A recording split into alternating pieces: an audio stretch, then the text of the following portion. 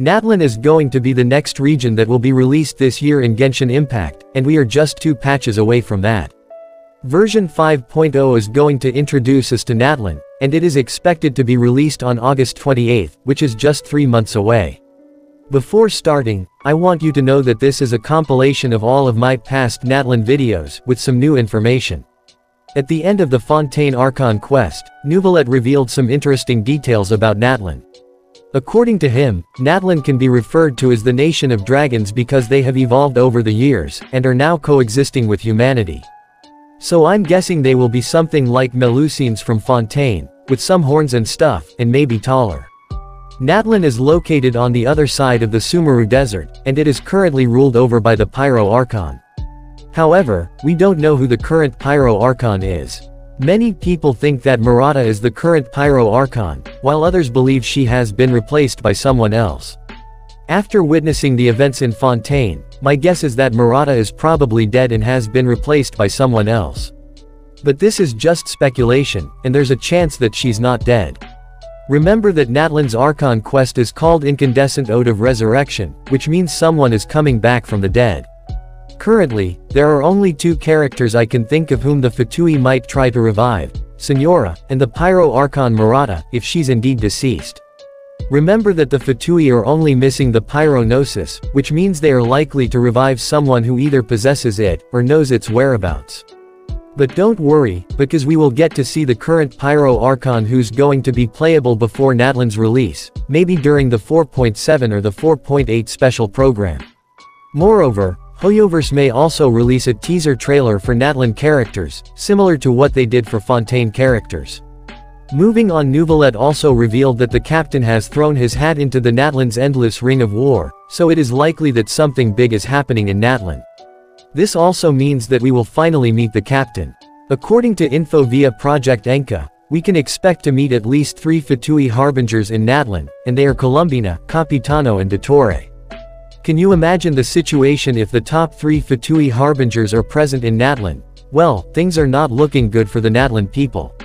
However, Capitano and Dottore are not going to be playable in Natlan. Instead, Columbina is expected to be the next playable Fatui in Natlan.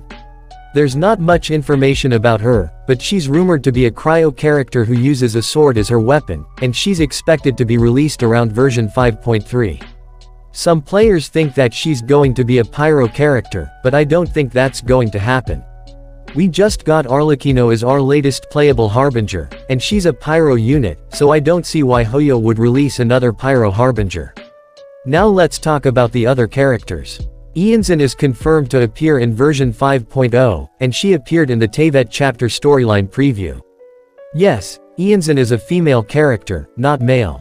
I don't know if it was just me, but for a long time, I thought that Ianzan was a male character. She is expected to be a 4-star unit, and she will be released in version 5.0 alongside a new female 5-star character. Most of the characters shown in the Tevet storyline preview trailer are 5 stars, except Ningguang and Lynette of course, and now it seems like Ianzan will be joining those 2 as well. Reliable info from Team China has revealed the head count of the number of playable characters from Natlan. According to the information, 10 new characters will be released during the Natlan arc. The number of female characters for each in-game character model is 1 child model like Nahida, 5 medium female characters like Ayaka, and 1 tall female character like Navia. As for the male characters, we will get only 3 playable male characters in Natlan, and 2 of them are gonna have medium models like Kazuha, and 1 character will have a tall model like Diluc. They also said that there's a possibility that we might get more playable characters, but the percentage of female characters will be higher than the males. Xbalanque is the only male character from Natlan we are aware of right now, and he appears to have a medium male model. He is expected to be the most powerful character from Natlan, which is why many players think that he might be the Pyro Sovereign or Pyro Dragon. He will be an adult male character with a Pyro vision, and he is also rumored to have dark skin. A few months ago, the concept art of the current Pyro Archon was revealed by Team Mew.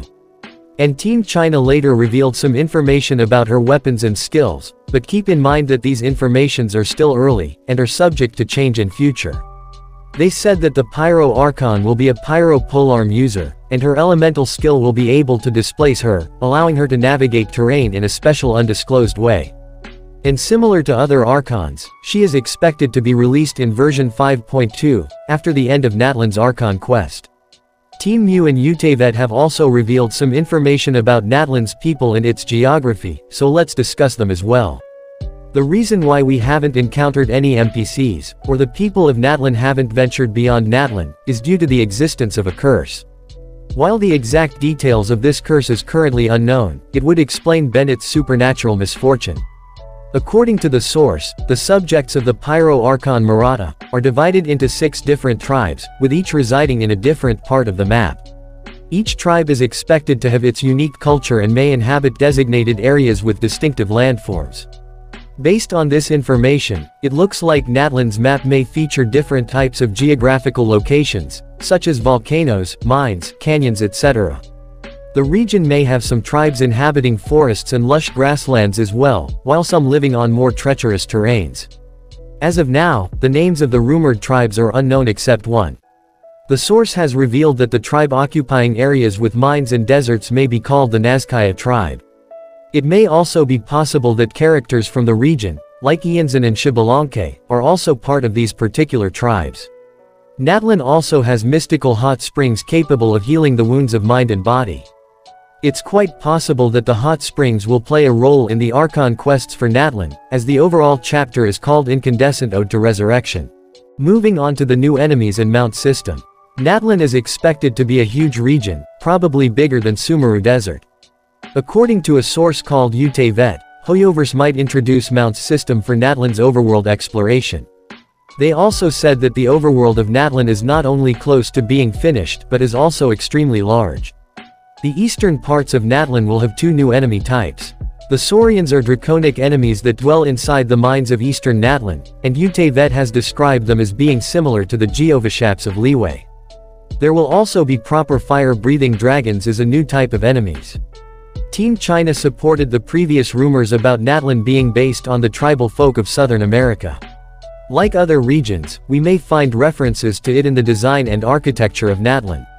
The source also suggested that the theme of this particular region will be focused on the sun god.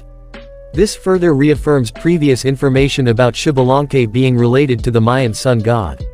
We have also got some lore info about the artifact sets that will be released in Natlan.